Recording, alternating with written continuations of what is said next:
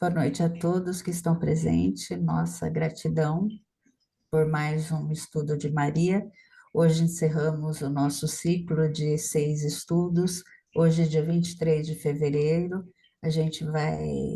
nós vamos estudar Maria a partir da fé, como que se deu toda essa construção da fé de Maria. Então, a todos que irão assistir depois, boa noite, boa tarde, bom dia. Nossa gratidão. Vamos começar com a leitura de harmonização. Então, a nossa leitura de harmonização é do livro Aulas da Vida por Diversos Espíritos, psicografia de Francisco Cândido Xavier. A nossa leitura de hoje é o capítulo 8º, pelo Espírito de Emmanuel, Confiança. Toda a nossa vida se baseia na confiança. Ninguém caminha sem testemunho de fé. O lavrador confia no solo e cultiva a sementeira que lhe assegura a colheita. O oleiro confia no barro e plasma nele o vaso precioso que lhe garante a subsistência. O artífice confia na matéria-prima e dela retira a utilidade indispensável à civilização. Nos mínimos atos da experiência comum, sustentamo-nos simplesmente pela fé. Confiamos no aparelho gastrointestinal e alimentamo-nos segundo as necessidades que nos são próprias. Confiamos nos braços e devotamo-nos à tarefa a que o mundo nos concita a desempenhar. Confiamos na segurança dos pés e tomamos a direção de que carecemos para a desincumbência de nossos próprios deveres. Confiamos no cérebro e usamo-lo nas mais complicadas operações mentais, na extensão do progresso comum. Assim, pois, em nos reportando aos problemas da sublime virtude, é imprescindível estabelecer a confiança em nós mesmos. De certo, não podemos dispensar a proteção divina nos menores empreendimentos de cada dia. Entretanto, não podemos olvidar o imperativo da fé em nossa própria capacidade de criar o bem e estendê-lo. Levantemo-nos na senda que nos cabe trilhar e recordemos o tesouro das oportunidades que brilham em nossas mãos. O tempo, a saúde, o equilíbrio e o conhecimento são recursos básicos que nos compete mobilizar no aproveitamento das bênçãos divinas. Desfaçamos a neblina da hesitação e da dúvida ao redor de nossos passos e cumpramos nossas obrigações para com a vida superior. Efetivamente, é natural mantenhamos nossa fé viva em Jesus, na preservação do nosso próprio conforto. Entretanto, é preciso não esquecer que Jesus, por sua vez, guarda sua fé em nosso concurso, para que se lhe materialize, enfim, na terra, o reino da paz e do amor para sempre. Emmanuel.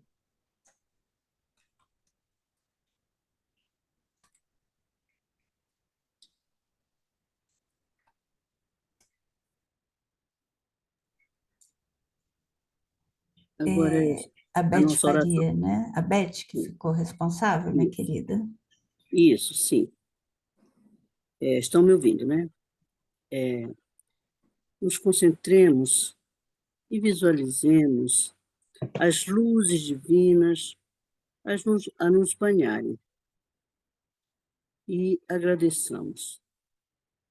Ó Deus Pai, Jesus, amado Mestre, Maria, Mãe Santíssima, nos agradecemos por vossas bênçãos, vossas luzes, vossos infinitos amores, a se derramarem sempre sobre nós, por meio do fluido universal vivificante. Agradecemos também aos benfeitores espirituais, principalmente aos nossos anjos guardiães, que sempre estão conosco a nos estimularem a seguirmos nesse caminhar de aprendizado, e vos pedimos, fortalecei-nos cada vez mais para que, ao caminharmos nesse, seguindo o aprendizado, buscando o aprendizado, que procuremos refletir sobre ele, sobre internalizá-lo, para colocarmos em prática no nosso dia a dia. Como assim nos recomenda a nossa querida irmã e amiga Alcione. E assim queremos seguir, fortalecidos nas vossas bênçãos, nos vossos infinitos amores, ó Deus Pai, ó Jesus, ó Maria. Estejais sempre conosco, assim como nós também queremos estar sempre convosco. Que assim seja.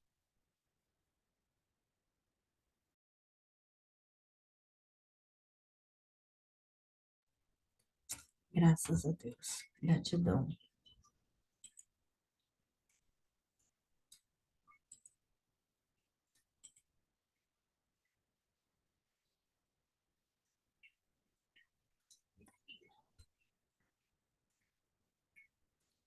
Deixa eu colocar aqui para gravar. Para gravar, não, para compartilhar.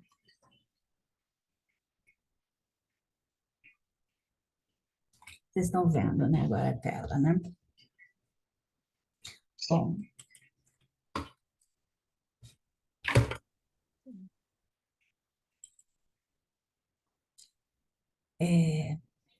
Maria, quando a gente pensa na construção da fé de Maria e nessa devoção emocional que Maria causa todo em torno dela, né? A gente percebe que a fé em Maria, ela passou por uma transformação significativa ao longo de toda a Idade Média. E o período até o ano 1000 e posterior a esse marco, eles apresentam diferenças, tanto no foco da devoção, quanto no modo que a Maria ela era representada e percebida pelos fiéis. Então, nós vamos olhar, primeiro, a partir do ano 1000, como que era a Maria, né? Como que era essa fé. A devoção de Maria, ela já existia nos primeiros séculos do cristianismo, mas até o ano 1000, ela era centrada como a mãe de Deus, como Teotocos, que a gente já viu, e a gente já viu que foi estabelecido no Concílio de Éfeso. E, inicialmente, essa devoção a Maria, ela girava em torno de uma maternidade feliz, que a gente enxerga do nascimento e a educação de Jesus. E a função principal dessa fé era intercessora, era um canal entre os cristãos e Cristo. E as imagens que a gente encontra, as imagens que representam Maria dessa época, dessa fé pequena ainda, elas enfatizavam uma majestade, uma rainha, né, a rainha, a santidade dela, e eram representações de uma virgem entronizada, uma virgem no estilo bizantino. E essa devoção, ela era mais restrita ao clero e aos mosteiros. E o culto era mais elitizado e menos ao povo, essa devoção. Os mosteiros e igrejas até o ano 1000, até o ano 1000, elas já existiam igrejas dedicadas a Maria, mas essa devoção popular que aconteceu com Maria, ela só foi ser desenvolvida a partir do ano 1000. E nós vemos um caráter mais doutrinário e menos emocional em relação a Maria. Aí, a partir do ano 1000, a Maria, ela começou a ser vista como uma figura materna e humana. Ela e se tornou uma figura mais acessível a partir do ano 1000 aos cristãos. E com o crescimento dessa religiosidade popular que a gente vai ver, né? E principalmente de ordens como franciscanas e dominicanas, Maria, ela passou a ser vista não apenas como a rainha do céu, não apenas como a mãe de Deus, mas também como uma mãe próxima e compassiva. E ela deixou de ter esse lado da maternidade feliz para englobar também uma maternidade, uma maternidade mais trágica, que envolveu a perda e o luto. E começaram a surgir representações mais emocionais e humanizadas de Maria, como a Pietà, as Madonas góticas. A Pietà é a Maria segurando Cristo morto em seu colo, né? E essa linguagem mais humanizada, ela começou a tornar forma e faz parte de uma linguagem europeia. Uma imagem, essa imagem fortemente de Maria segurando Cristo morto, e elas começaram a se tornar, ter representações emocionais e humanizadas. E o sofrimento de Maria, ele passa a ser visto mais como, não, mais como um modelo para os fiéis, para os cristãos lidarem com suas próprias dores. E a partir desse ano 1000, esse estilo europeu, essas imagens, elas reforçam a ideia de uma comunidade mais emocional. E teóricos, eles trazem para a gente que essas emoções, elas começaram a ser estruturadas socialmente. Um deles foi Foucault. E a Europa toda, ela articulou toda essa emoção ao longo da história. E a Maria, então, ela começou a ser associada a orações e à intercessão. Então, antes do ano 1000, ela também era a intercessora. Mas aqui foi uma devoção mais popular. A Maria, ela tornou-se um refúgio, tornou-se esse acolhimento e facilitou reflexões acerca das emoções bem no final da Idade Média. E a Maria aí começou a se tornar como um caminho de salvação. E se tornou mais forte esse caminho. Então, enquanto aqui no primeiro milênio, Maria consolidou nesse primeiro ano, nesse ano antes do ano 1000, Maria era mais um ícone teológico. Posterior ao ano 1000, essa devoção ela se tornou mais sentimental, marcada pelo sofrimento, marcada pela esperança. E há relatos, a partir do ano 1000, de aparições marianas de Maria, e o culto a Maria começou a se espalhar mais. E igrejas dedicadas a Maria começaram a se multiplicar. E festas também, como Imaculada Conceição e outras, começaram a ser celebradas com mais intensidade.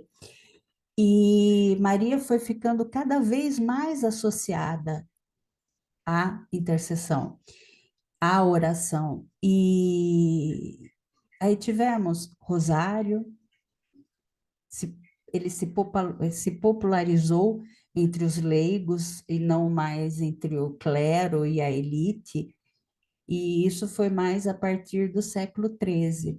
E no final da Idade Média, lá no final, a crença foi ficando cada vez mais forte e cânticos e orações passaram a implorar ajuda de Maria para que ela garantisse a entrada no céu, tornando assim uma advogada, né? Que a gente vê esse lado de Maria, de advogada. E nós começamos a ver o desenvolvimento dessa devoção a Maria, a imagem de Maria.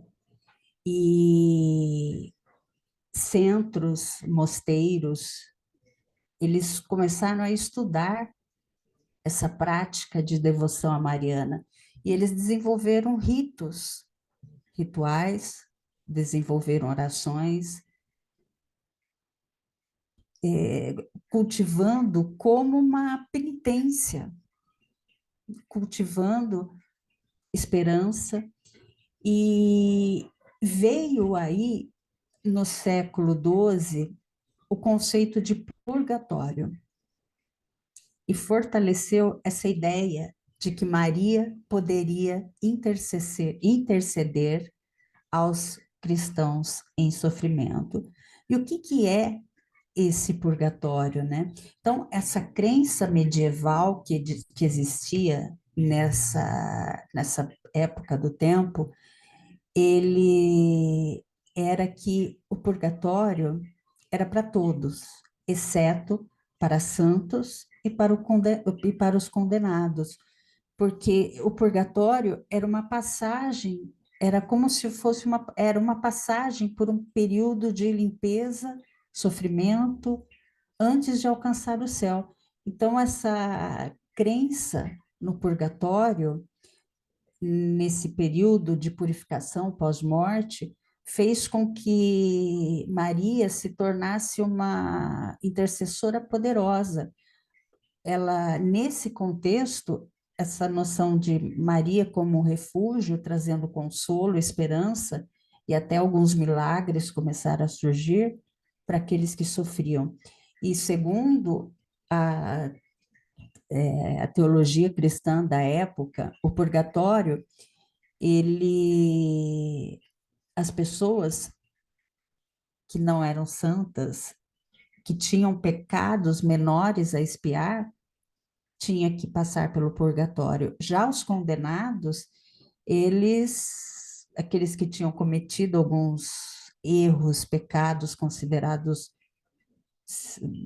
mais graves, mortais, considerados sem arrependimento, eles eram destinados ao inferno.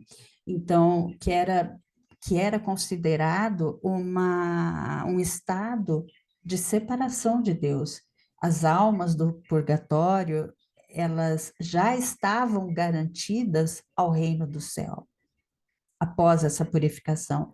Já o inferno era uma condenação definitiva. Então, Maria, ela vem como uma intercessora poderosa, especialmente para aquelas almas do purgatório, para aliviar o sofrimento, para que a purificação seja mais rápida. Mas essa intercessão, ela não ia para os condenados, né? Então, esse julgamento divino era algo definitivo e irreversível, né? E Maria, essas orações marianas que foram surgindo, o rosário e tantas outras, elas se tornaram importantes para ajudar na busca por pureza e afastar do erro. E naquela época, eram orações, eram cânticos, repetição de salmos, e a humildade, a humanidade, desculpa, a humanidade de Maria, ela começou a se tornar um modelo, uma fonte de inspiração para os religiosos. E vamos dar uma olhada no o que Kardec traz para a gente sobre o inferno.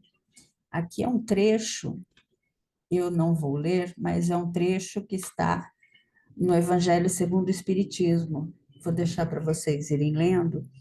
O Kardec, ele vem confrontar essa rigidez de concepções religiosas que reduzem essa jornada espiritual a extremos, o céu e o inferno, como destinos fixos. Ou você ia para o céu, ou você ia para o inferno, sem espaço para você evoluir.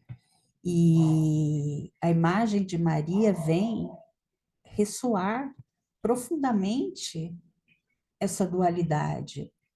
E Jesus, aqui, ao afirmar há muitas moradas na casa de meu pai, ele não apenas desfaz essa ideia de julgamento parado, ou você vai para um ou você vai para o outro. Ele nos traz a possibilidade de evoluir. E Maria, nesse contexto aqui que Kardec nos traz, ela vem como um símbolo potente nessa jornada, porque Maria, ao longo dos séculos, ela foi vista como aquela que acolhe, aquela que consola, aquela que auxilia na travessia das almas, aquela que auxilia no momento do sofrimento. Então, nesse contexto medieval, a Maria era invocada no purgatório como refúgio para quem buscava redenção e purificação. Então, a Maria, ela representa essa misericórdia ativa, ela representa essa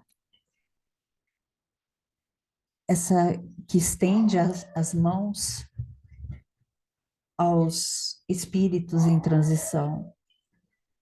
E a gente tem que lembrar que o purgatório não é um castigo, mas é um processo de despertar nosso.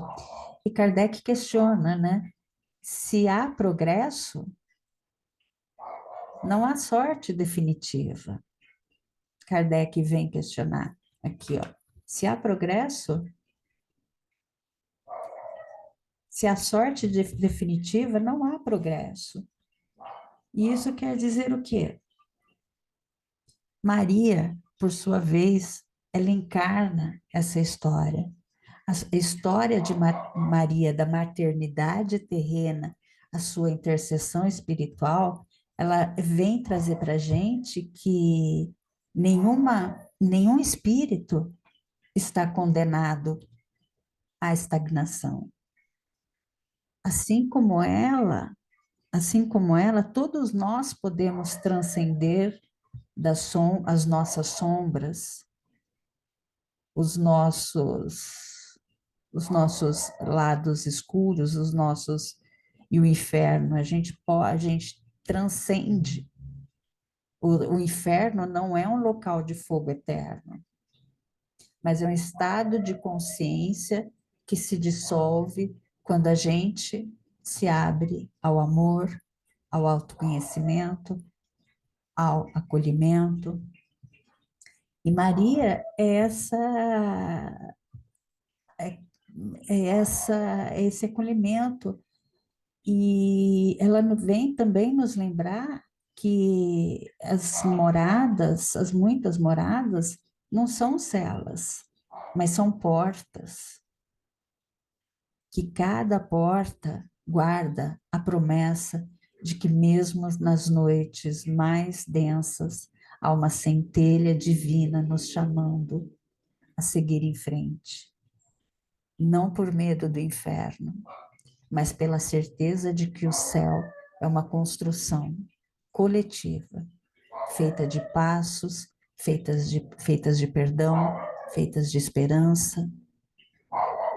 E a mensagem é clara: Deus não condena, Ele educa. E Maria, em sua doçura e força, ela prova que até nos maiores desafios, os desafios são degraus para uma vida que não se finda, mas para uma vida que se expande, morada após morada, até que todos nós nos reconheçamos como parte do mesmo lar, como parte da mesma família.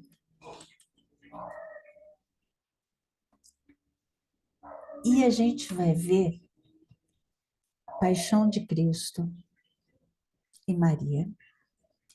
São a cultura medieval, ela usava a imitação e tem um nome que se chama mimesis. Essa cultura mimesis da imitação era uma forma de conexão espiritual. Assim como os cristãos, eles se identificavam com o sofrimento de Cristo na cruz, eles começaram a se identificar com quem? Com a Maria, com a dor de Maria, como uma mãe que perde seu filho. E esse sentimento todo, ele reforçou duas imagens centrais nessa devoção, nessa construção da fé medieval. Maria como mãe amorosa e afetuosa, que a gente vê em imagens, Maria com o menino Jesus, e Maria também como mãe sofredora, que é com Maria aos pés da cruz. E isso significa o quê? Significa que Maria se tornou um elo entre os cristãos e a experiência da dor e do amor, ajudando as pessoas a vivenciarem a sua fé de maneira mais profunda. E, inicialmente, a crucificação, ela era retratada de forma majestosa e solene. Cristo, sereno, Maria e João Evangelista ao seu lado. E com o tempo houve uma humanização dessa cena, enfatizando o sofrimento real de Cristo e a dor de Maria. E aí a imagem de Maria começa a se tornar dominada pela emoção e pelo sofrimento, e refletindo aí uma aproximação maior do público com a dor da paixão do Cristo. E isso significa que essa mudança mostra a religiosidade medieval começou a enfatizar a dor e o sofrimento. E algumas cidades da Itália e de Países Baixos começaram a incentivar essa imitação. E o que aconteceu aí? A devoção a Maria não era mais uma devoção estática, mas começou uma devoção encenada em procissões, em teatros, em cerimônias públicas. E essas representações dramáticas da paixão de Cristo misturavam o sagrado e as coisas mundanas, e tornando a fé mais acessível e emocional. E Maria começou a se tornar um fenômeno popular e acessível. Cristo, nesse sofrimento da paixão de Cristo e essa recriação, a forma ritmada e repetitiva a qual o Cristo foi torturado, foi narrado, criou-se um impacto muito grande nas pessoas que viam aquilo e nas pessoas que ouviam. E aí começaram a surgir descrições de que Cristo não teve descanso na paixão, sendo constantemente agredido, humilhado e traído. E essa narrativa que começou a ser construída, ela começou a gerar uma compaixão e um senso de participação dos fiéis, porque eles começaram a se identificar com o sofrimento de Cristo. E eles começaram a olhar para a paixão de Cristo através dos olhos de Maria. Eles começaram a ver a paixão pela perspectiva de Maria e ver a carga emocional e espiritual que toda a paixão de Cristo carregava. E aí Maria, ela se tornou um modelo de co-sofrimento, ajudando as pessoas a sentirem, a compreenderem a dor do Cristo e a sentir a dor do Cristo através dela. Então, essa devoção mariana se fortaleceu como um meio de vivenciar a paixão de Cristo de forma mais pessoal e sensível. E Maria começa a ser retratada como um testemunho do sofrimento de Cristo, que sentiu, que reviveu cada momento da sua paixão. E os cristãos começaram a ser convidados a ver e sentir a dor de Maria e a de Cristo. E a gente começa a ver os atos de violência contra o Cristo, reforçando o impacto emocional naqueles que seguiam, naqueles que meditavam sobre a paixão do Cristo. E começou-se a, a paixão de Cristo começou a se tornar uma experiência vivida e emocionalmente envolvente, que as pessoas se sentiam envolvidas naquela dor, naquele sofrimento. E Maria, aí, a gente vê Maria, a gente começa a ter relatos, até inclusive de Maria, o que Maria conversava com Jesus, os lamentos de Maria nessas procissões, nesses teatros, nessas cerimônias públicas. E esse compartilhamento da dor aproximava Maria cada vez mais do sofrimento humano. E Maria foi cada vez mais se tornando modelo desse sofrimento, dessa dor. E a partir do século XIII, Maria ela começou a ter uma nova abordagem nas imagens, nas esculturas, nos retratos, nos quadros. Maria, ela começou a ser retratada com mais humanidade, com mais calor emocional, e,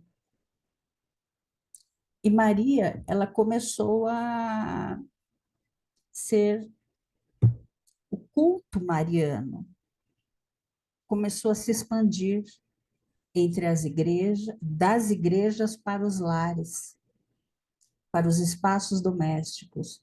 Então, houve também um esforço para humanizar Maria e Cristo, tornando eles cada vez mais acessíveis.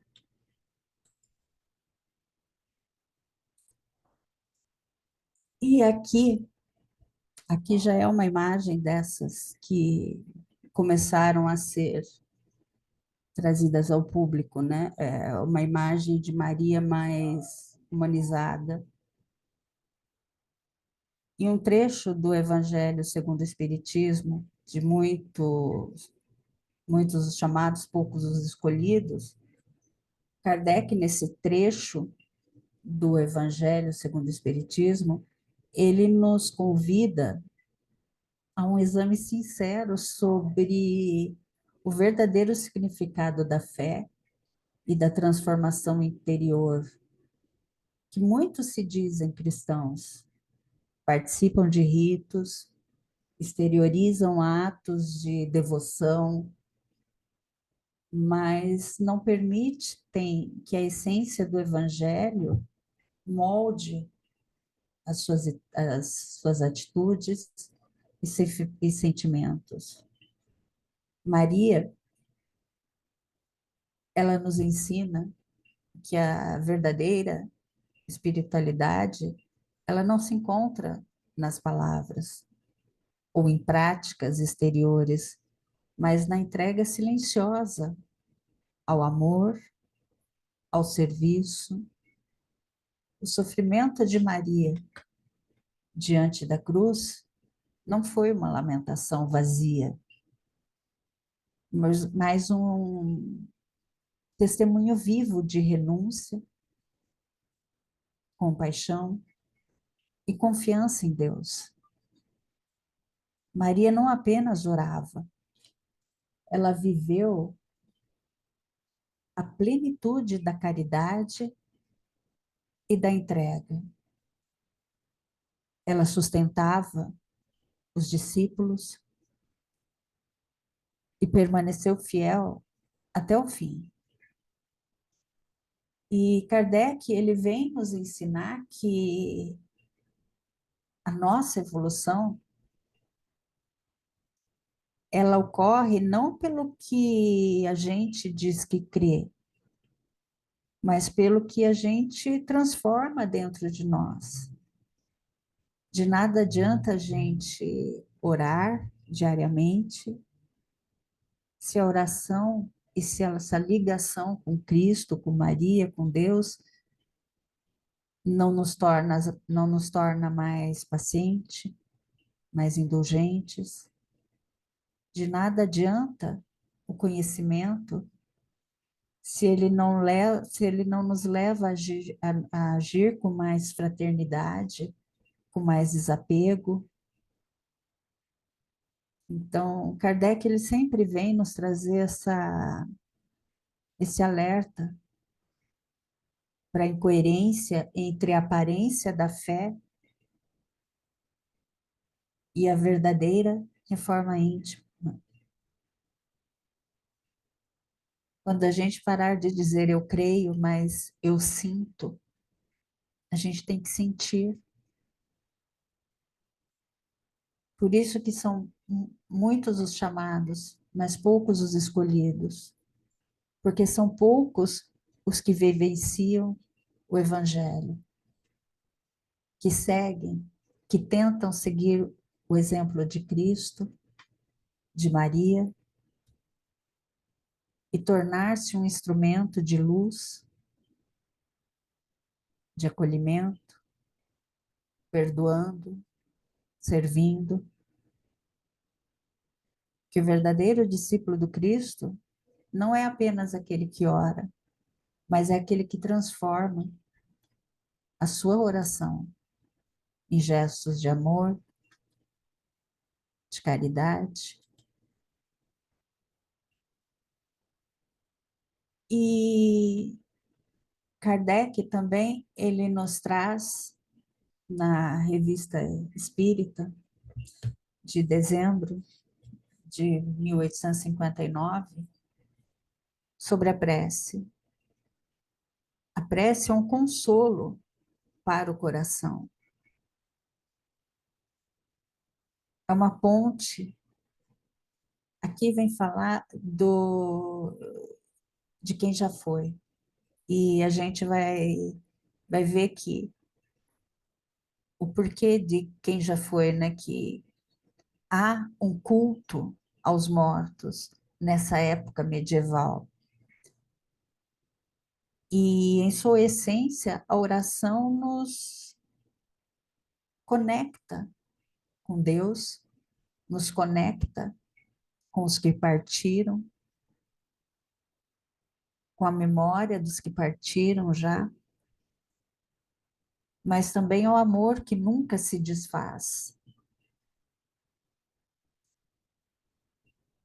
Chorar pelos que já partiram não é apenas um ato de saudade, mas é um movimento de amor, capaz de alcançar aqueles que já não vemos, oferecendo-lhes amparo, esperança. E Maria é o mais puro exemplo dessa fé que se mantém firme na dor e na oração, que se torna um bálsamo diante do sofrimento. O coração de Maria, dilacerado ao ver o filho na cruz, não se deixou, mas permaneceu na certeza de que a vida continua além da morte. A prece de Maria não foi apenas um lamento, mas foi um ato de entrega e confiança em Deus. As nossas preces, elas podem acalmar os espíritos em sofrimento, iluminando-lhes o caminho. E essa construção da fé, havia uma crença que homenagear aqueles que já partiram através de orações, rituais, celebrações. As pessoas que realizavam esses atos, elas queriam perpetuar que elas também, que elas também seriam lembradas por futuras gerações. E era uma forma de garantir que os vivos, que os mortos, eles seriam, que os vivos, quando morressem, eles seriam lembrados. E eles também receberiam atenção e devoção. E os cristãos, eles começavam a partir desses ritos, as confrarias, eles começavam a entoar músicas sacras, encomendavam cânticos, peças teatrais, para promover ainda mais esses ritos aos mortos. E, e isso foi fortalecendo cada vez mais essa devoção a Maria.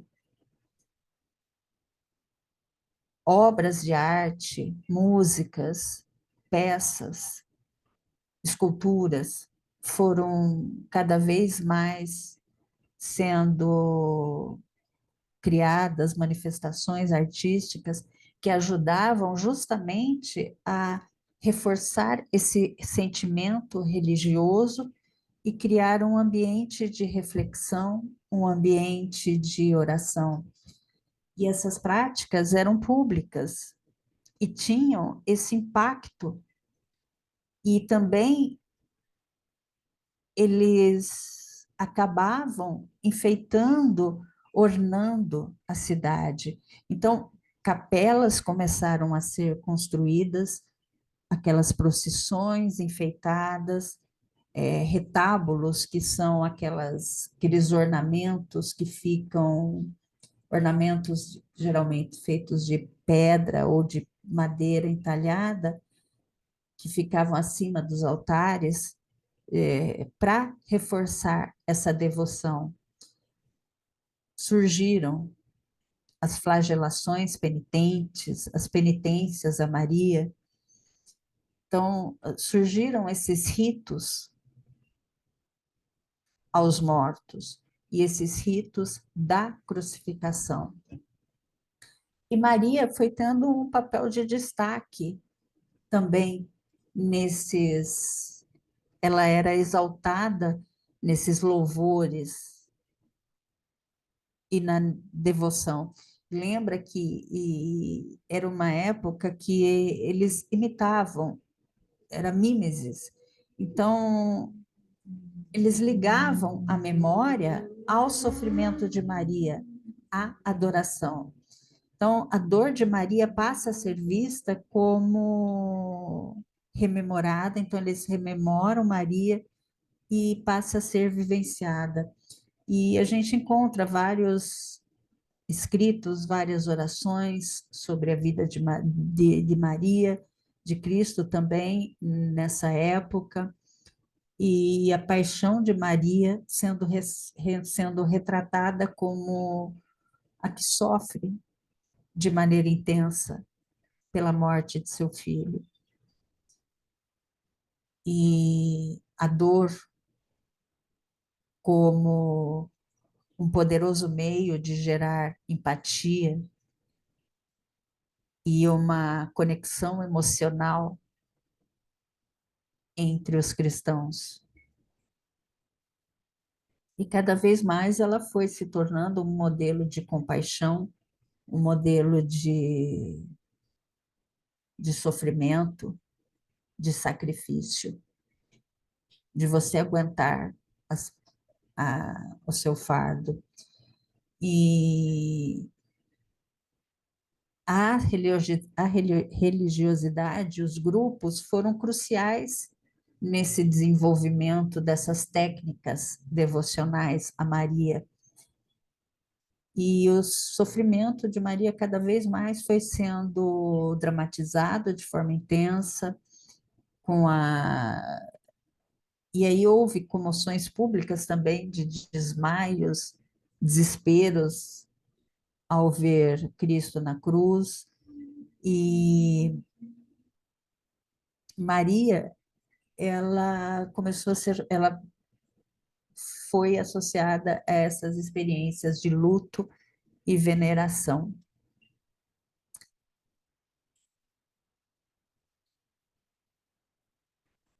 E a gente traz Kardec e Jesus. A fé verdadeira, Kardec fala, né, que a fé inabalável é somente a que pode encarar a razão, face a face, em todas as épocas da humanidade. Essa fé verdadeira é aquela que não teme a razão, que encara os desafios da vida com confiança em Deus, com confiança de que há um propósito maior em cada etapa. E Kardec vem nos ensinar que essa fé inabalável, ela sustenta a nossa compreensão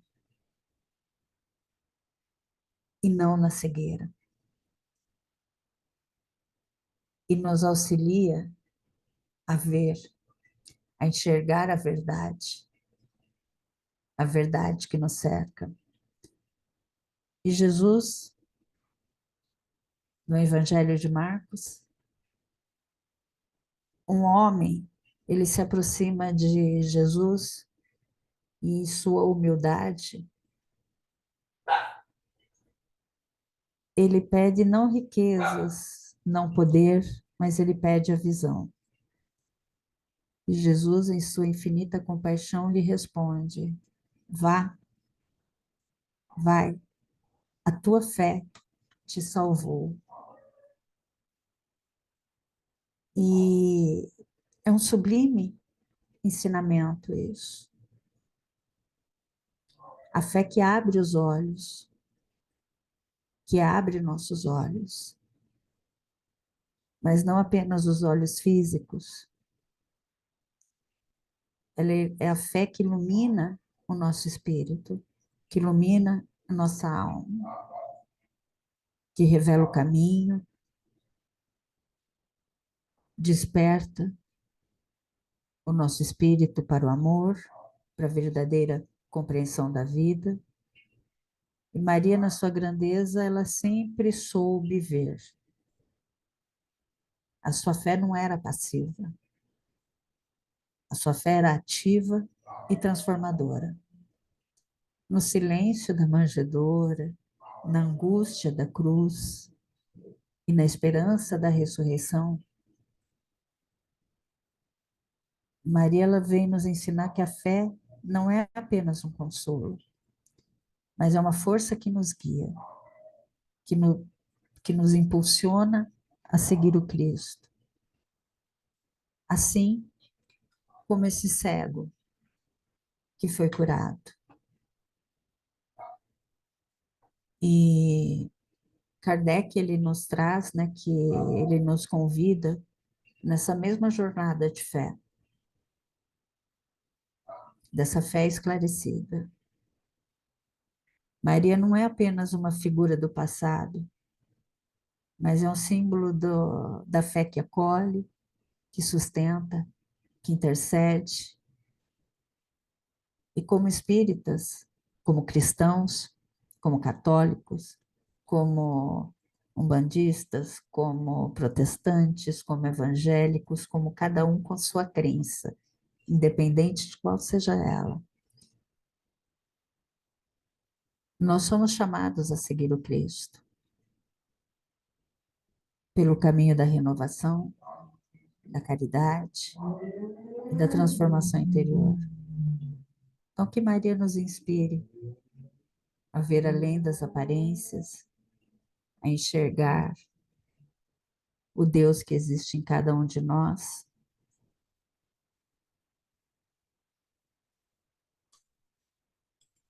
Alguém quer falar alguma coisa? Vera, Grace. Eu ia colocar só aquilo que, quando tu está falando, né, que a Idade Média não é Maria que mudou, né? A nossa percepção de Maria é que vem mudando ao longo do tempo. A nossa percepção da fé, a compreensão da fé, a própria autoconfiança vem mudando ao longo dos milênios. Éramos nós lá no primeiro século. E nossa compreensão vem se alterando aos pouquinhos. E é isso que o Cristo espera de nós, que aprendamos com os exemplos que estão na nossa volta, que é Maria, que são tantos outros que vêm na frente, puxando, dando exemplo, vivenciando, para que a gente tenha apoio e vá seguindo. E o maior exemplo que Maria, para gerenciar o sofrimento, que a dor é inevitável, todos nós vamos ter uma ou outra, mas o sofrimento, né? Como vivenciá-lo, amenizar, e aí a confiança e o amparo que a gente recebe, e o tempo todo nós estamos recebendo orientação, apoio, tem sempre um ombro ou um braço para a gente segurar na nossa volta. Então, essa também é uma mensagem que a gente queria deixar, que a gente compreendesse Maria como exemplo da vivência da dor, né? E que ela está sempre conosco. Então, essa fé, essa confiança que Deus nos deu, tantos seres super elevados aí que já fizeram essa caminhada para nos auxiliar. Então, que a gente possa realmente perseverar na fé, evoluir, compreendendo todo o processo da nossa autoevolução, né, que a gente precisa trabalhar. Então, foi um trabalho bem bacana que nos surpreendeu também, né? E eu acho que é essa aí que a gente tira, né, um aprendizado, quanto a gente já aprendeu, já compreendeu, e o quanto a gente ainda tem o que compreender, né? Vou deixar para vocês. Ponto. A Graça está aí, eu nem sei se ela continua na sala. Eu não sei se a Grace vai conseguir falar. A Grace não está muito bem de saúde hoje.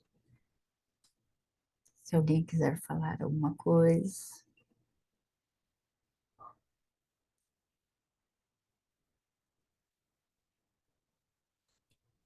Estou passando algumas fotos. Então, Silvia, você estava aí na sua explanação falando sobre a intercessão de Maria, sobre a ação da prece, e aí eu botei no grupo, que semana passada eu não pude participar, que tinha um relato a fazer, né? E aí eu, anteriormente, já tinha lembrado desse testemunho, só que aí eu conversando com minha tia, porque não foi comigo, foi com ela. Aí ela me contou assim com mais detalhes.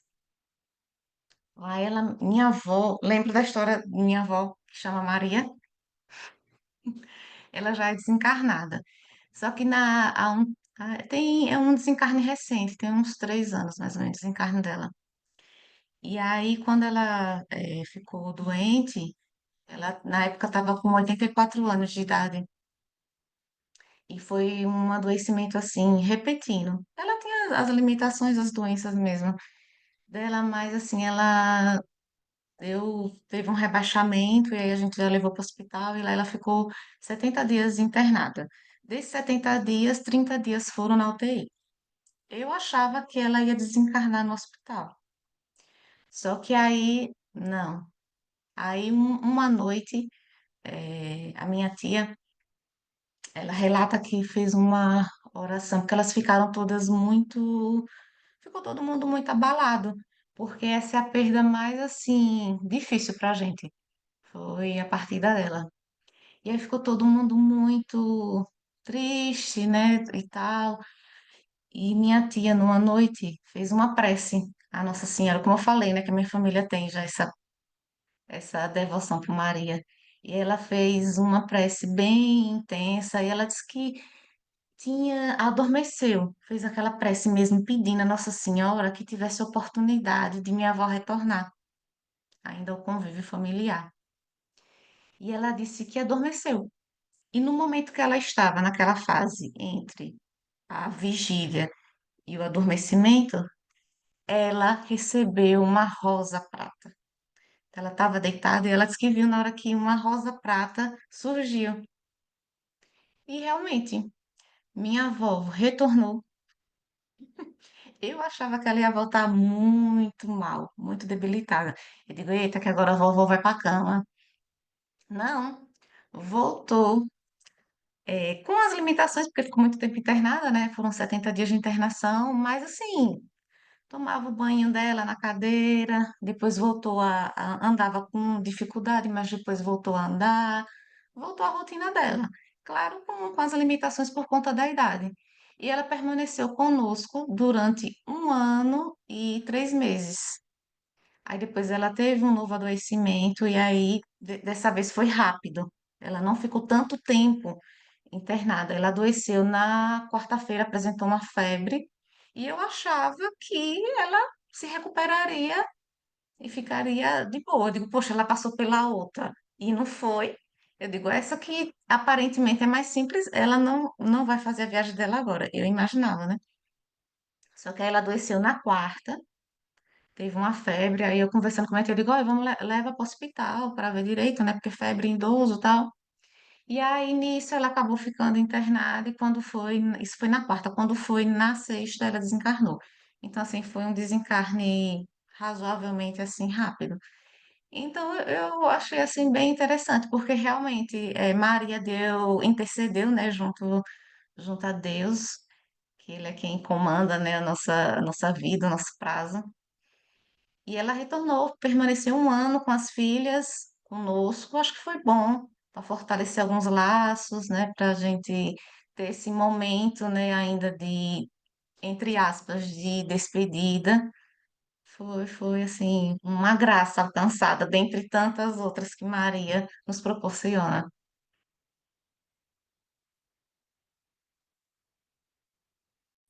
Eu queria perguntar uma coisa.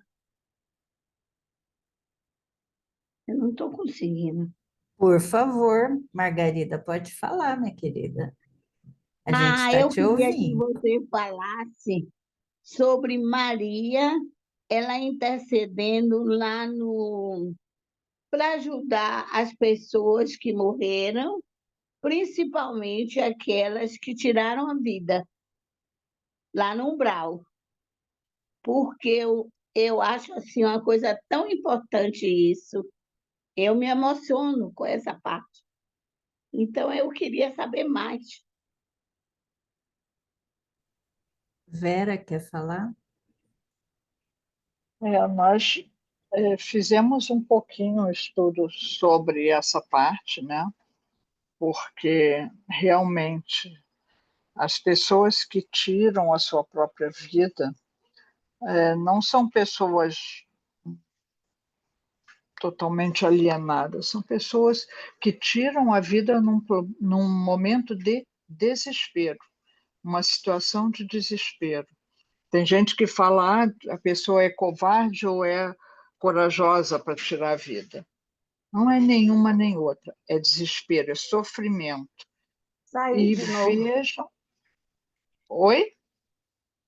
Não estou ouvindo, é porque eu não estou conseguindo. Não está conseguindo ouvir? Está todo mundo ouvindo, né? Vocês estão ouvindo? Tá. Pode ser o seu microfone. Vamos os universitários aí para Pode auxiliar já, né? continuar, Já Vera. está me. Ela estava com dificuldade, acho que para enxergar, para ver. Acho que caiu a imagem. Então, o Cristo designou Maria para cuidar desses sofredores. Então, nós temos aí a obra da Ivone Amaral, que conta, né, dos servidores de Maria, todo esse amparo que Maria presta, né? Nós falamos na semana passada de Judas, Maria foi até o encontro de Judas também. Então, tem muita coisa que realmente a gente pode ir estudando aos pouquinhos, que a gente vai, óbvio, vai entrar nisso durante os próximos estudos. E, assim, gente, realmente a questão de suicídio no mundo é uma questão de saúde pública, é gigante, é muito grande. O sofrimento é muito grande. Então, a gente precisa realmente nos dedicar a estudar. Essas pessoas chegam na casa espírita, essas pessoas estão no dia a dia, na nossa volta, no trabalho, às vezes até dentro da família, e nós precisamos ter um olhar compreensivo como Maria teve. Então, estudar Maria faz parte a evoluir o nosso olhar para que a gente tenha um olhar para o sofredor, um olhar mais empático, mais amoroso, para que a gente, inclusive, ame antes que ele se torne um suicida, para evitar. É a afetividade, essa que a Silvia estava falando, né? Nós somos todos seres emocionais e a afetividade é um ponto muito importante na nossa vida, que a gente precisa ir trabalhando desde a criança pequenininha. Isso é carregado encarnações e mais encarnações. Então, que a gente desenvolva esse olhar, que a gente perceba o sofrimento alheio como verdadeiro, e quando for conosco, porque ninguém está salvo de um sofrimento, uma dor mais atroz, que saibamos pedir ajuda, que saibamos confiar, porque o desespero ele é uma situação muito top. Então a gente vai aos pouquinhos estudando mais, cada vez mais, para compreender esse amparo que Maria tem aos sofredores e que também é exemplo para todos nós, para que a gente possa auxiliar. Porque as pessoas que estão com sofrimento emocional por aí, um grande passo é a afetividade, é o olhar empático, é o amparo, o auxílio para cada um deles, para que a gente possa realmente, valorizando a vida, prevenir essas questões, chegar nesse patamar do suicídio. E a gente vai estudando ao longo da caminhada, tá, Margarida? Margarida é quase meu parente, E sobrenome. Margarida, Cristo, assim que os órgãos vitais dele morreu, assim que pararam, né? Desculpa, assim que Cristo morreu, ele correu auxiliar Judas. O sofrimento passa e todos serão socorridos.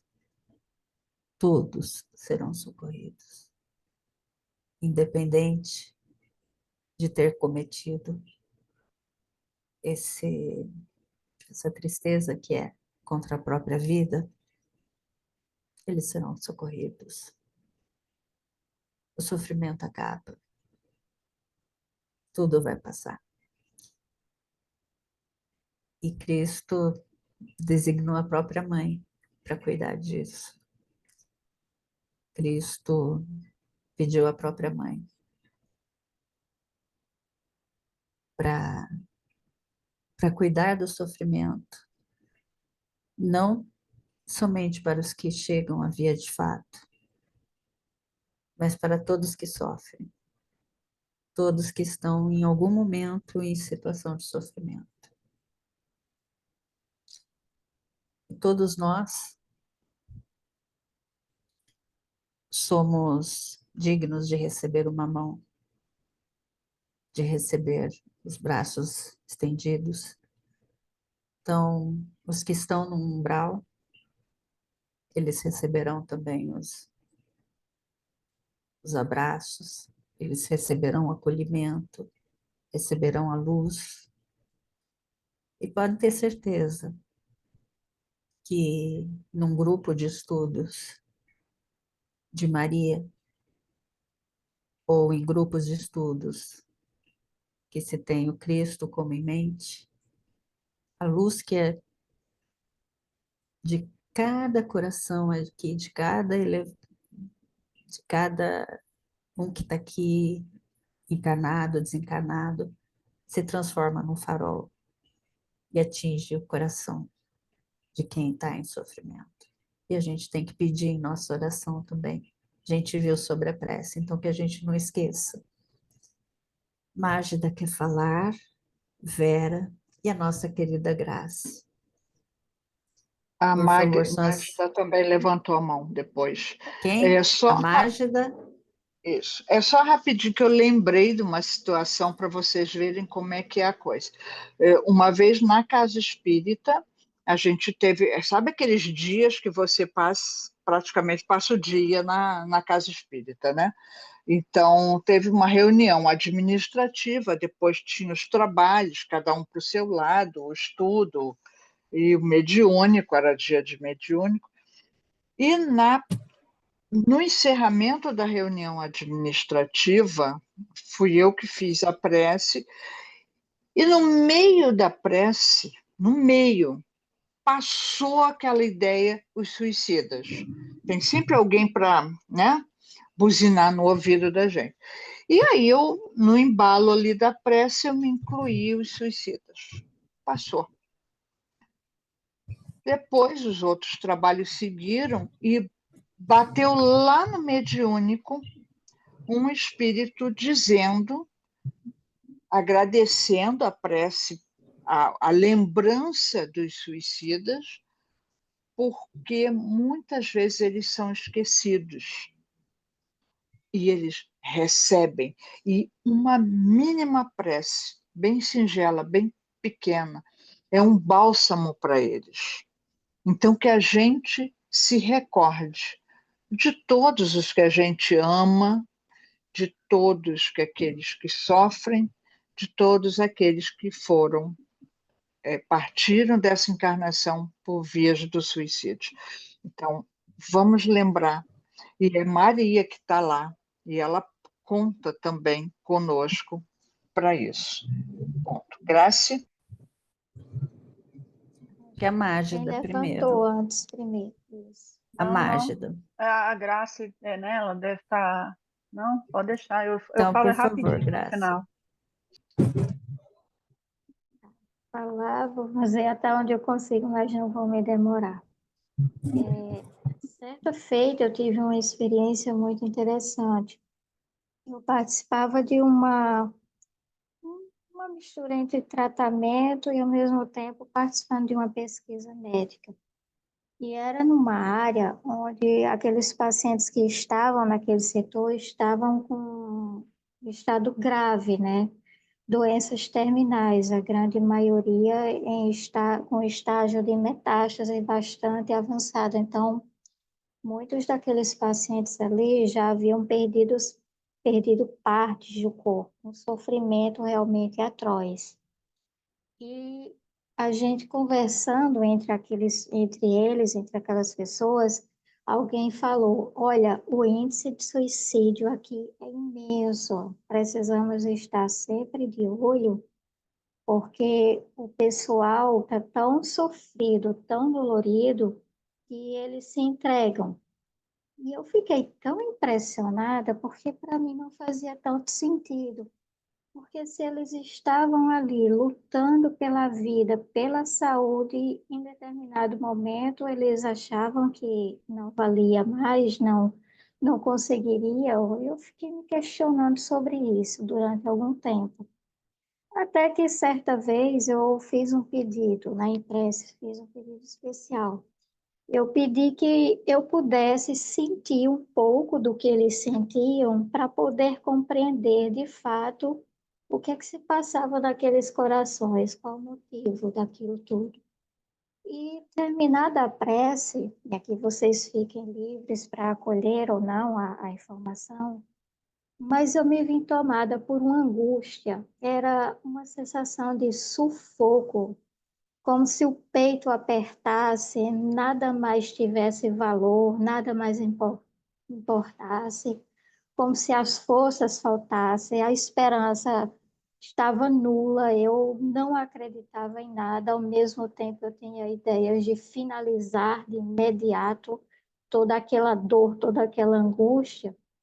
E foi uma experiência muito curiosa, porque eu tinha consciência de que aquilo não era meu, naquele sentimento não era meu, mas ao mesmo tempo eu compartilhava daquilo, eu partilhava. E foi a partir disso que eu pude compreender que realmente a pessoa que se entrega, né, ao final ao suicídio, ela não é de fato uma desistente, uma fraca, alguém ou mesmo forte ao ponto de cometer tal ato. É alguém que simplesmente considerou que a dor era profunda demais, era demais para continuar daquela forma. Então, ela não queria elas em geral não querem se afastar dos entes queridos, não querem se afastar de quem ama, não querem deixar de amparar seus entes amados e queridos. O que elas querem no momento onde a dor é tão profunda, tão intensa, é de aliviar só um pouco. E provavelmente é nesse momento de só um pouco onde toda a situação se desdobra e tudo acontece. Então foi essa impressão que ficou comigo, foi naquele momento de só um pouco querer respirar, querer sair daquele sufoco e daquela dor profunda. E remetendo, por último, a Jesus e Maria, lembremos que Jesus disse que nenhuma ovelha se perderia, seu rebanho se perderia.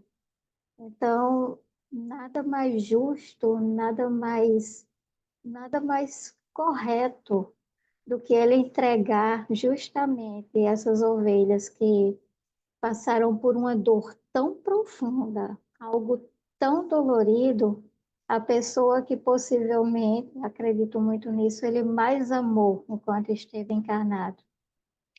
Sei que é um juízo de valor delicado de trazer, porque afinal de contas é um Cristo encarnado, mas vamos considerar que era a mãe. Entre todos os colaboradores, foi aquele espírito que se comprometeu a ensiná-lo a falar, ensiná-lo a andar, dar os primeiros passos, a cuidar dele em cada situação, quando a cooperação era suprema, ela precisava ser a mãe e não o espírito que assistiria àquele Cristo, mas a mulher, a mãe, com seus medos, com seus temores.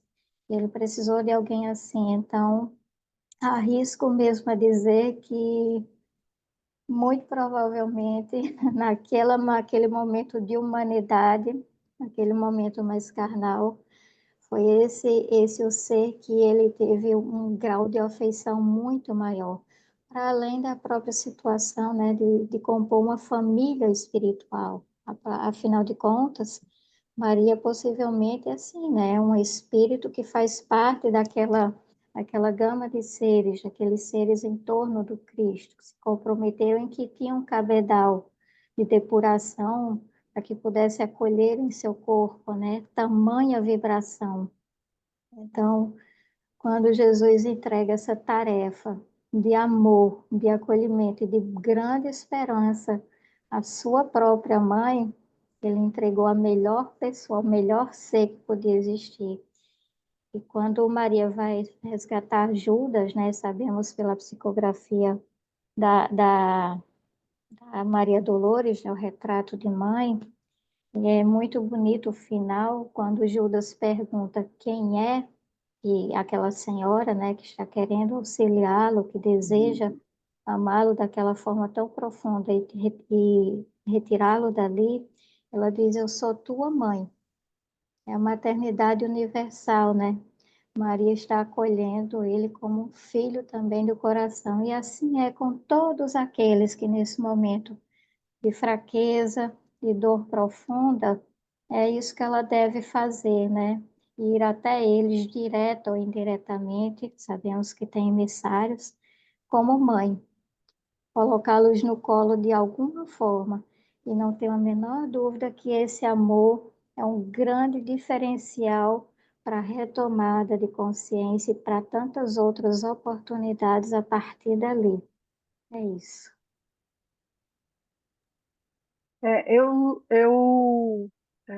Quando a Silvia estava falando da parte de depois 1000 anos, né, depois do século XI, século XII. E aí me veio uma coisa que é muito forte, que é assim, não foi à toa que Jesus colocou João Evangelista para estar com Maria, né?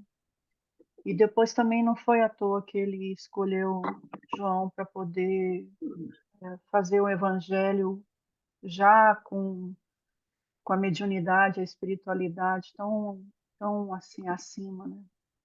Eu digo isso porque a gente está falando de um momento né, assim, final do século XII, de profunda escuridão para a humanidade, e Maria começou a entrar no coração de todos, né, onde fosse no mundo, começou a chegar mais perto e começou a ser trazido como a intercessora, como aquela que está mais próxima, e Jesus envia Francisco de Assis.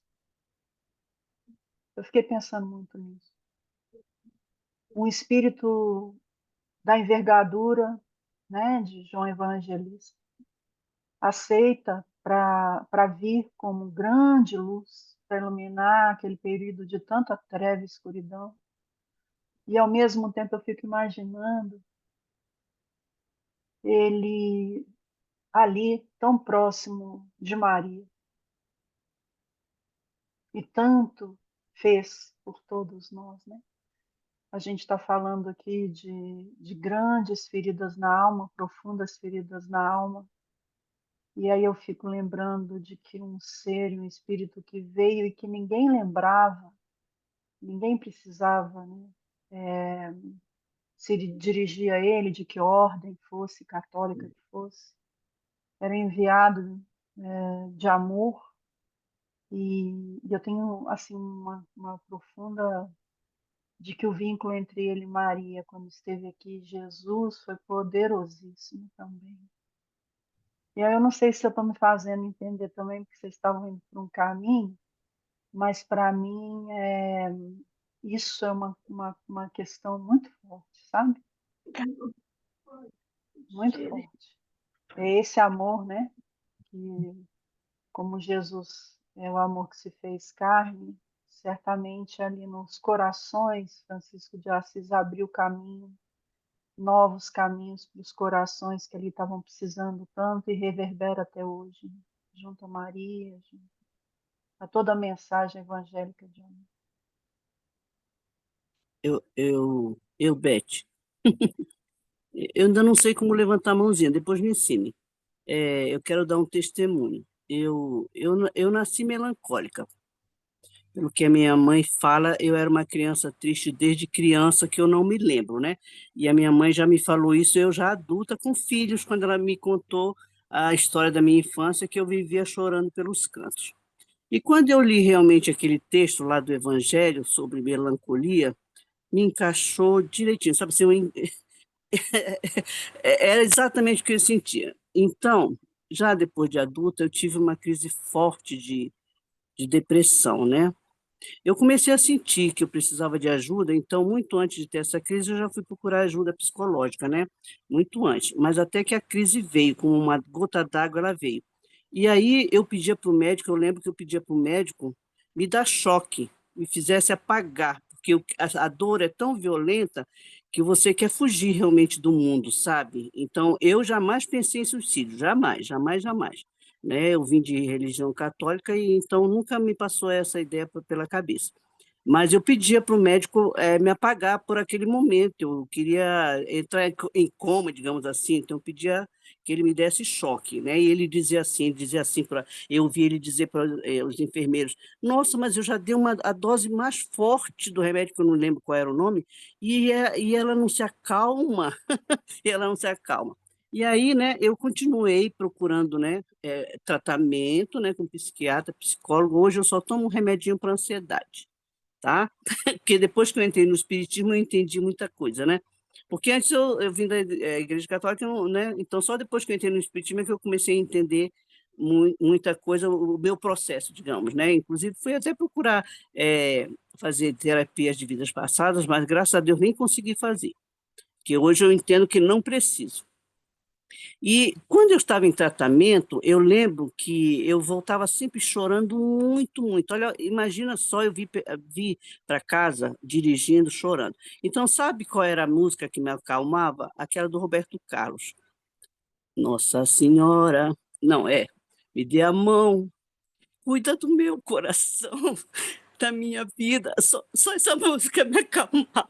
E eu vinha chorando e cantando ela o tempo todo, porque realmente era muito sofrimento, gente. Vocês não imaginam. Acho que é por isso que, como eu já relatei aqui, acontecem muitos casos ao meu redor, já aconteceram muitos casos e ainda acontece. Eu tenho um irmão que participa do CVV, né? E ele nos relata quase todo dia, ele manda um recado de alguém muito jovem ou não, que é quase todo dia para nós orarmos, entendeu? Porque ele trabalha no CVV e ele sabe dos casos todos, todo o Brasil. Gente, como pediu a nossa irmã, oremos sempre, a Vera, oremos muito todos os dias, entendeu? Porque é muito triste mesmo. Isso. Muito bem, Betinha, muito bom.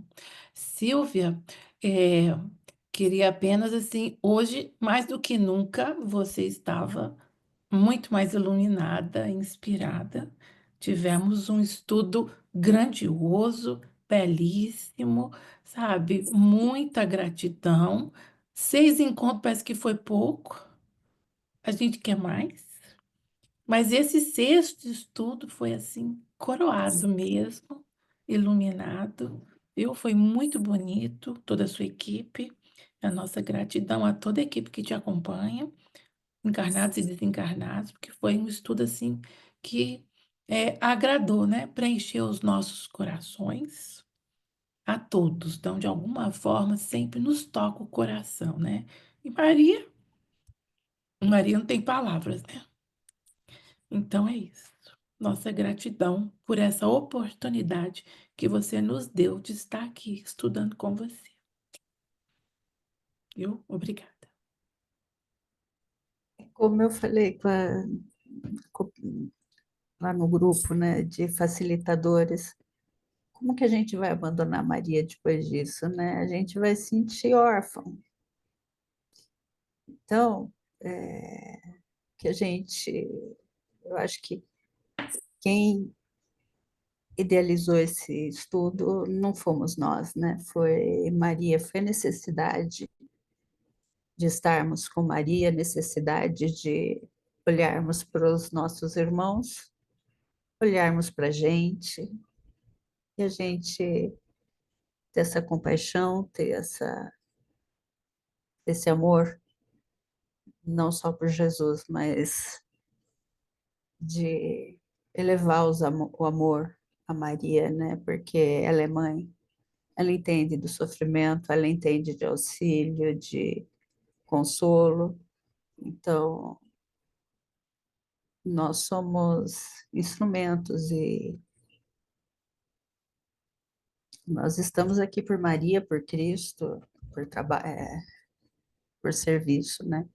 Então, eu acho que eu agradeço quando a gente estuda é para nós, né? É para a gente, né? Então, a gratidão, acho que é toda de cada um que está aqui, de cada um que entrou no estudo, cada um que não consegue estar no momento, mas que assiste depois, cada um que, independente da decisão de continuar a estudar ou não Maria, que carregue Maria no coração como modelo também a ser seguido, igualmente ao Cristo. Cristo e Maria. E fica o convite para quem quiser continuar. A gente vai ter estudo de Maria 2 vezes ao mês. Aí a gente Ô, faz mais devagarzinho, ô, mais Silvia, miudinho. aí a gente ficando no grupo do Alcione, você já É o posta os mesmo. links de Sim, tudo, né? sim, sim, sim, Então sim, pronto, sim. tá ótimo. Então tá Aí quem ótimo. quiser migrar para o grupo do NEP Alcione, que é o grupo tradicional nosso, lá a gente vai postar, a gente posta os estudos de Paulo, do Evangelho e Plenitude. Minha querida Elis quer falar, minha querida. Oi, Pensa sim. numa cearense querida, essa quem vai falar, minha querida, por favor, Oh, meu Elis. Deus. Foi muito bacana os momentos que eu pude estar, viu? Gratidão. E realmente você estava bastante inspirada hoje. E eu acho que a gente está nesse estado de colo, né? E eu sempre brincava, né, e dizia, e sempre ouvia os espíritas falarem que Bezerra de Menezes era como um colo, né, para a gente no movimento espírita. A gente está necessitado de colo de mãe também, né, É. de colo de já falo. E eu ia perguntar, vão ser 2 domingos sobre Maria e, 2 de Paulo e um e Evangelho e Plenitude. Então, não vai ser assim, que antes eram 4, era o primeiro domingo, sempre era Evangelho e Plenitude, que era o estudo mais psicológico, né? E o resto era tudo Paulo. Aí agora a gente falou assim, o Paulo ele vai sendo apertado. Estudar Paulo, Emmanuel fala, lede-o sempre e não vos arrependereis. Então, Paulo também é outro, não tem como não estudar Paulo, não tem como. Cada versículo que a gente estuda Paulo é uma transformação interior. Então, vai ser, eu vou fazer um cronograma, então vai ser, a gente ainda não sabe, a gente sabe que vai ser mais ou menos assim, Elis. 2 vai dar tudo Paulo, certo. Vai ser 2 maravilhoso. Maria, Precisando de ajuda com Paulo, por pode contar comigo. favor, minha querida. Você E você sabe está que falando eu que Você sabe que o sim, coração de Alcione começou com nós duas, né, minha querida? sim, Então, pois é. Mas desde aquela época, assim, sempre enfrentei os desafios com as questões emocionais. Graças a Deus eu estou bem melhor, que né? bom. Mas realmente naquele momento não deu para lhe acompanhar. Mas eu fico feliz e o que eu ia dizer é que eu sinto que quando a gente estuda sobre Maria, é como se sobre o Evangelho, mas quando a gente toca nesses corações mais sublimados, parece que o nosso coração também vai se sensibilizando mais. Então é muito importante. A gente precisa disso, viu? Gratidão, qualquer coisa, só chamar. Beijo.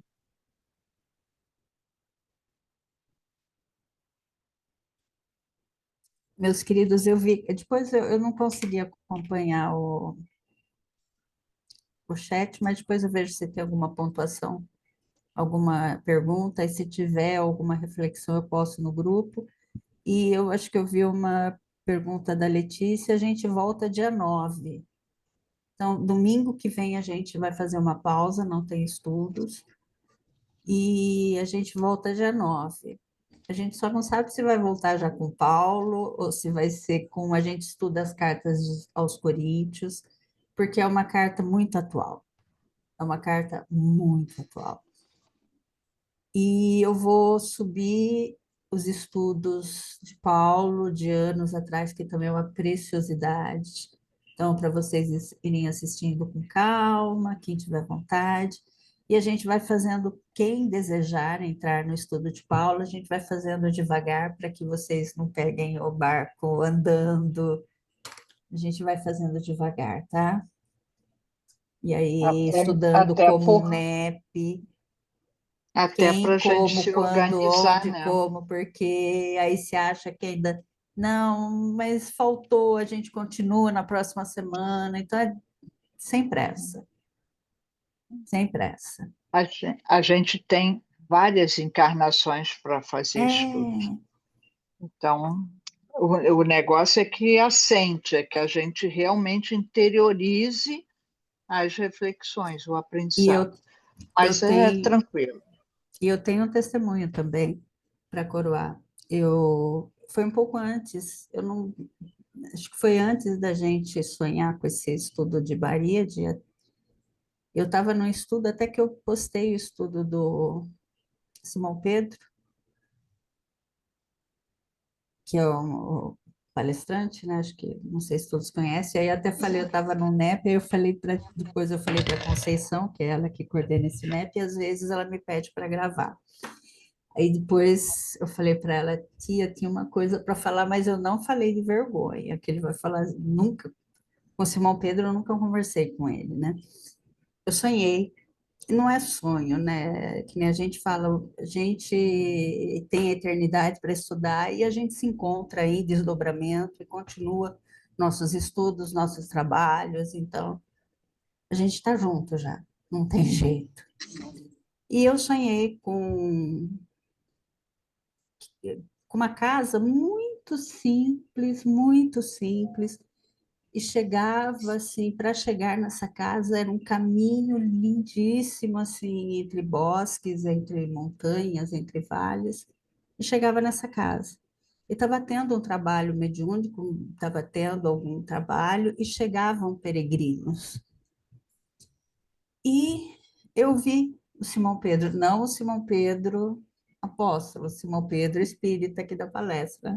E eu o vi assim no canto, e eu sabia que dentro da sala estava Maria.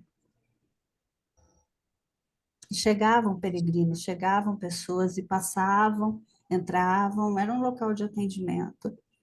E eu sabia que, só que eu não conseguia entrar naquela sala, né? Eu estava ali auxiliando, estava ali trabalhando, mas eu não conseguia olhar.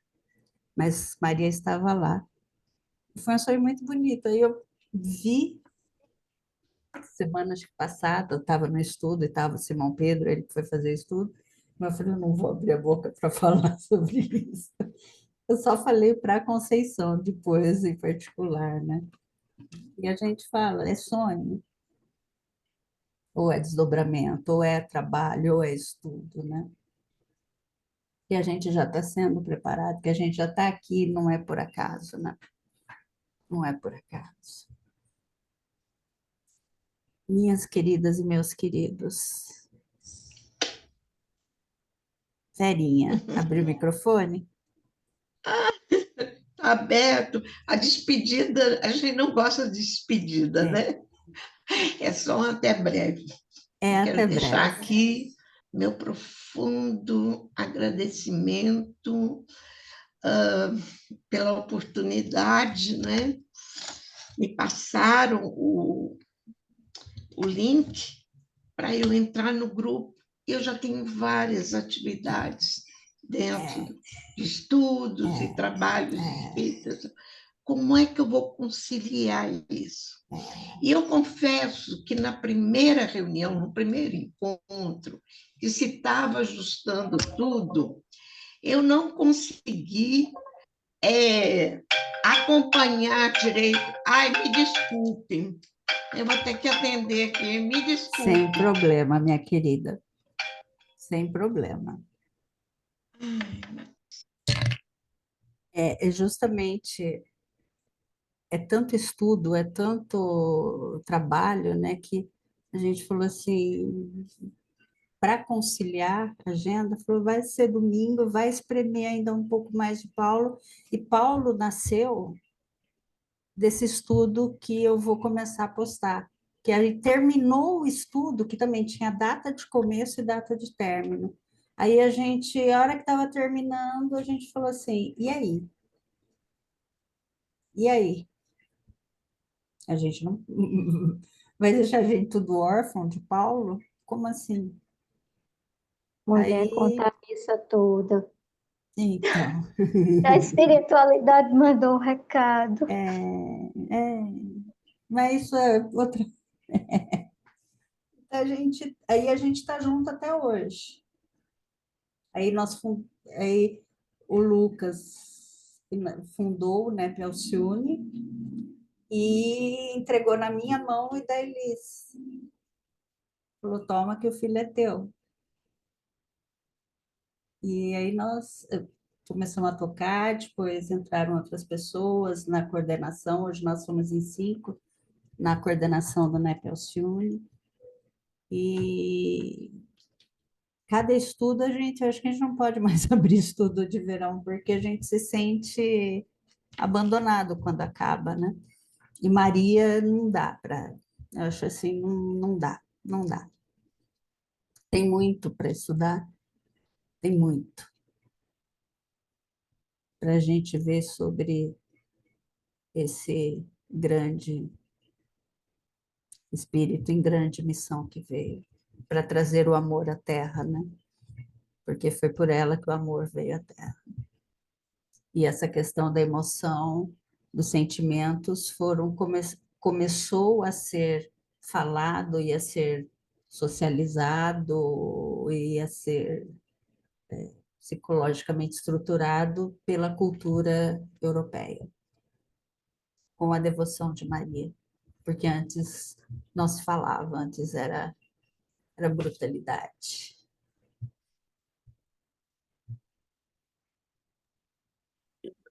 Eu queria falar com o Ito.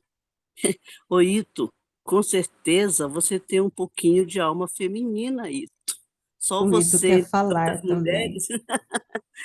É, e olha, para quem que não puder assistir pessoalmente, ficará gravado, né? Claro, Vale a claro, pena permanecer no grupo. claro. Vale a pena muito.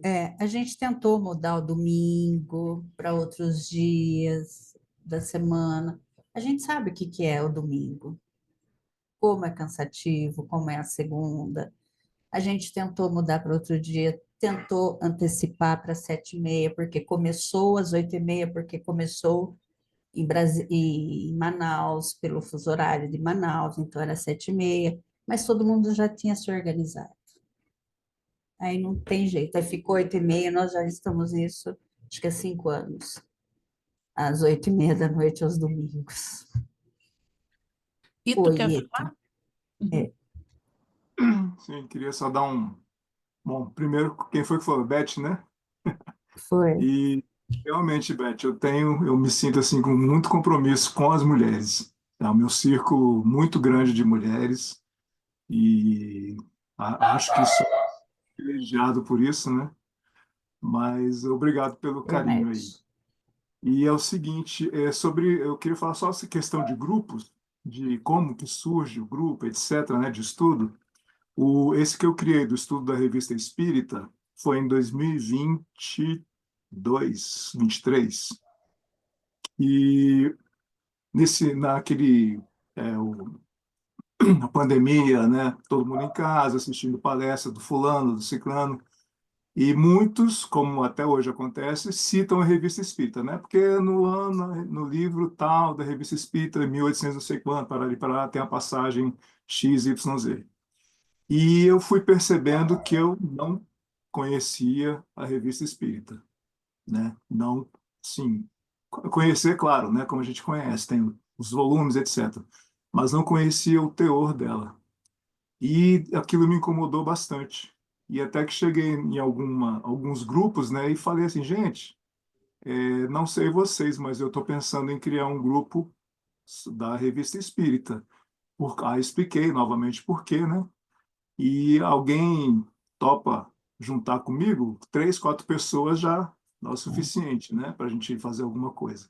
E aí minha surpresa foi que um monte de mãozinha foi se levantando, né, mandando mensagem, eu topo, eu topo, eu topo. E no grupo do WhatsApp nós somos 171 pessoas. Mas, infelizmente, somente umas 8 a 10 participam, às vezes menos, né, varia muito do dia. Era terça-feira de noite, e eu tive que fazer uns ajustes na minha agenda aqui, nos meus horários, e o que ficou foi justamente, até comentei no chat aí, né, de 9 às 10. Mas, dependendo do estudo daqui, caso continue mesmo, né, aí eu falei lá, né, que posso atrasar meia hora e começar 9h30, que eu já tinha, inclusive, avisado dos que estão mais efetivos na atividade. Esses 8, 10 que participam, então eles já concordaram de ser no domingo, pelo menos começando 9 horas e talvez começando 9h30. Então, um horário de mais ou menos 1 hora. E aí eu continuo firme aqui no propósito Que de, beleza. caso vocês queiram, tá? Que Mesmo beleza. Claro. aprender bastante é É. importante, né? E o nosso estudo de Alcione nos domingos, ele vai até as 15 para as 10. Então, às vezes a gente vai até as 10, tudo, mas geralmente é 15 para as 10. E a Graça é mais louca ainda que acho que qualquer um de nós aqui. Ela tem um estudo que é de madrugada, meus Na queridos. Espiritismo.c, a gente tinha um estudo que era 10h30. Mas é bom para que aí você dorme mais tranquilo. É o que eles falam, né? Ou A não dorme. gente Ou não dorme, né, Dona Grácia? A Às Grácia é vezes não dá. literalmente na madrugada. Meus queridos, mais alguém quer falar alguma coisa?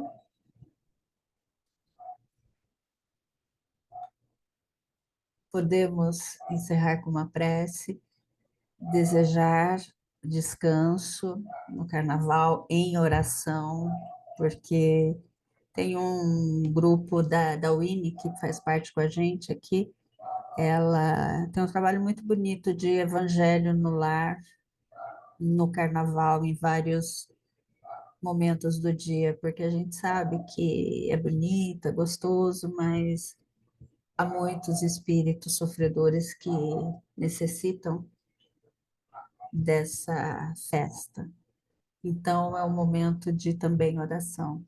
Então, quem puder, quem não tiver em viagem, ou mesmo que tiver em viagem, ou mesmo que for brincar o carnaval, faça uma oração, faça uma prece para nesses dias do carnaval. Encerrando,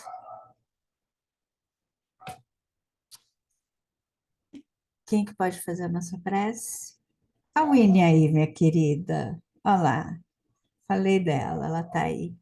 Então, eu já faço há anos que eu sigo o Evangelho no Lar, no carnaval dela, do Centro Regeneração de Recife. Então, eu vou postar no grupo como que funciona. E acho que é isso.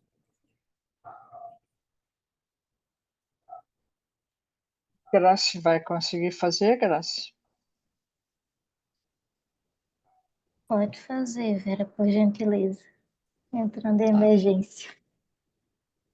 tá, então tá. Alguém gostaria de fazer? Vamos lá, já vamos embalados na Maria, né? Então, com o coração cheio de gratidão, nos vendo aqui todos numa grande roda, de mãos dadas e conosco toda a equipe espiritual que trabalhou nessa atividade, nesses 6 encontros, todos aqueles que buscam auxiliar no aprendizado da humanidade. Sejamos gratos, gratos a Deus pela vida, gratos a Jesus pela condução segura, gratos a Maria pelo colo, pelo amor, pelo carinho, pelo aquele sentimento que nos fortalece em cada dia. Que possamos, Maria, estar cada vez mais conectados, estar aprendendo, crescendo, evoluindo a nossa compreensão, os nossos sentimentos, o nosso proceder. Que junto de Paulo, Maria e todos aqueles que vêm à frente puxando o aprendizado da humanidade, possamos ser mais amor, possamos ser mais amorosos, empáticos, possamos ser mais unidos. Que sejamos nós, os filhos de Deus, e não eu, aquele que caminha sozinho. Juntos estaremos cada vez mais fortes, aprendendo, e que não fique nenhuma ovelhinha para trás. Que tenhamos dias de muita oportunidade, que o feriado que vem por aí seja de paz, de tranquilidade, que possamos manter a conexão com o bem, com o alto, e assim estarmos aqui reunidos novamente no outro domingo, dia 9, para aprender cada vez mais através do Evangelho de Jesus. Que a paz esteja em todos os lares, em todos os corações. Nos encontramos no dia 9. Que assim seja. Boa noite, abençoada para todos. Boa noite. Boa Noite a noite. Boa todos. noite, meus queridos. Boa noite, gente. Boa noite, Pérsia. Beijo. Boa Feliz e noite. gratidão. Boa Boa noite. noite, Deus meus nos queridos. abençoe.